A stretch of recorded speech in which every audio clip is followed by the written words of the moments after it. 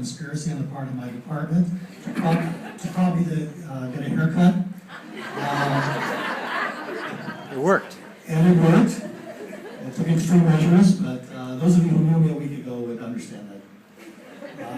Although I don't know, I did that there. Just a few brief words about my history with Scripps Clinic.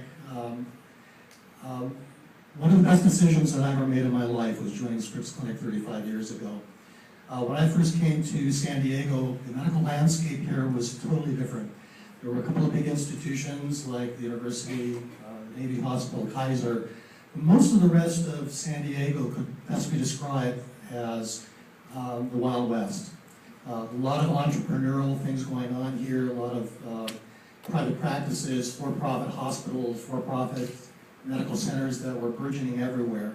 And amidst this entire landscape, there was a small group of internists in downtown La Jolla on Prospect Street that called themselves Scripps Clinic.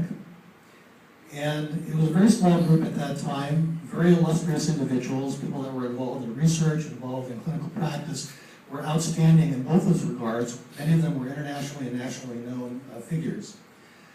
But Scripps at that time was not one of the big players in San Diego. It had a reputation for catering to the rich and famous. But when I came here, within about a year, there was a major transformation that took place.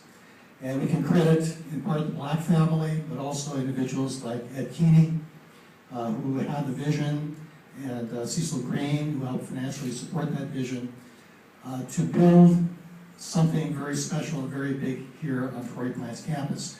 And within a year, this place exploded, construction-wise, hiring-wise. Essentially, the faculty doubled within about a year.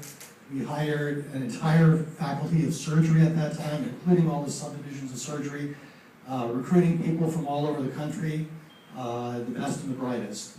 And I knew, looking at that this was the place I wanted to be. And I was very privileged to have been hired at that time in the Department of Radiology. This institution is hard to define. There are things about it that you really can't put on paper or calculate in any way, dollars and cents, but there was a certain spirit of collaboration which existed here between physicians and non-physicians alike throughout the years. There was an intellectual interaction between physicians under one roof with conferencing. And I think most importantly, there was an accountability of physicians here that you didn't find elsewhere. It was sort of ahead of its time in terms of quality improvement and quality assurance before it actually got that name. But because of the accountability, there was a success here and a thrust here of doing what was best for patients and patient care that has lived on. So again, I've been happy to be part of that, and I've been very grateful to be part of that for 35 years, and I thank you.